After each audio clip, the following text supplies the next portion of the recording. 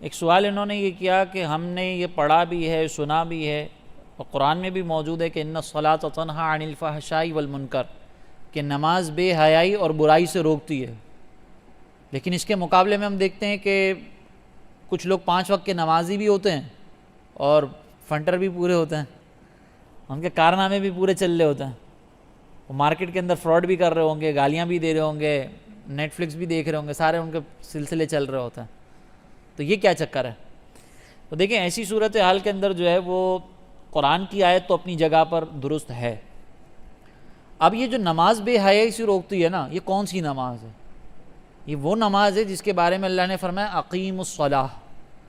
ایک ہوتا ہے نماز کو قائم کرنا، ایک ہوتا ہے نماز کو پڑھنا.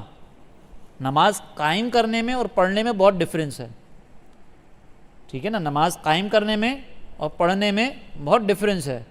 دوسری قرآن مجید کی آیت یہاں پہ بھی لکھی ہوئی ہے کہ وہ نمازی جو اپنی نماز میں ریاکاری کرتے ہیں، نماز پڑھتے ہوئے ریاکاری کرتے ہیں، ویل للمصلین. تو یہاں پہ لفظ مصلین ہے، مقیمین الصلاۃ نہیں ہے. اگر نماز قائم کرنے والے ہوتے ہیں نا تو اس کے لیے ترجمہ لفظ استعمال ہوتے ہیں مقیمین الصلاۃ.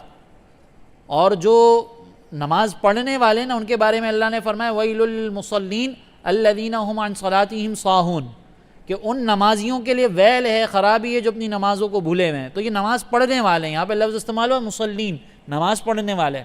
تو نماز قائم کرنے میں اور پڑھنے میں بہت فرق ہے. جو نماز قائم کرتا ہے نا وہ گناہوں سے باز رہتا ہے، اور جو نماز پڑھتا ہے صرف پڑھتا ہے، قائم نہیں کرتا، تو اس کا گناہوں میں مبتلا ہونا بالکل ممکن ہے. اب قائم کرنے کا مطلب کیا ہے؟ نماز کے سارے ظاہری باطنی آداب کو ملحوظ رکھ کے نماز پڑھنا.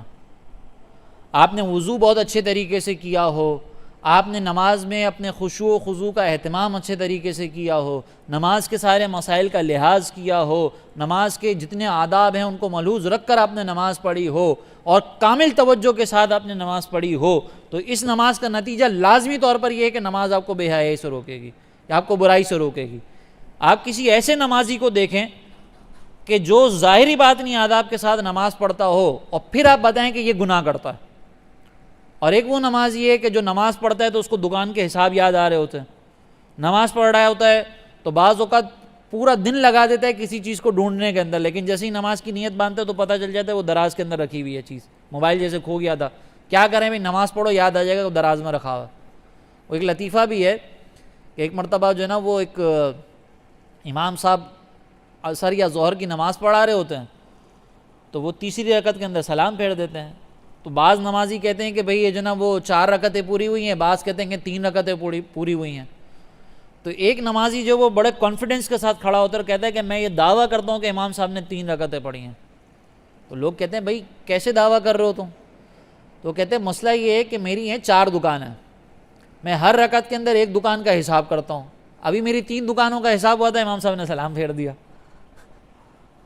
تو ہماری یہ نمازیں ہوتی ہیں. یہ والی نماز آپ کو اس کی گارنٹی نہیں ہے کہ یہ ایسی نمازیں پڑھنے والا جو ہے وہ برائی سے بچا رہا ہے. اللہ تعالیٰ کی رحمت ہے جس کو بچا لے، لیکن اس کی کوئی گارنٹی نہیں ہے. گارنٹی اس نماز کی ہے جس کے بارے میں اللہ نے فرمایا کہ وہ نماز قائم کرنا ہو. تو اگر کوئی نماز کے باوجود گناہوں کے اندر مبتلا ہے تو آپ دیکھ لیجئے گا، ہو سکتا ہے وہ لوگوں کے سامنے بڑی اچھی نماز پڑھ رہا ہو، تنہائی کے اندر وہ 2 نمبریاں کر رہا ہو. یہ بھی ممکن ہے، تنہائی کے اندر سستیاں کر رہا ہو نماز پڑھتے ہوئے. تو اس کو آپ جب ویریفائی کریں گے نا تو آپ کو پتہ چلے گا کہ یہ نماز پڑھنے والا ہے، قائم کرنے والا نہیں.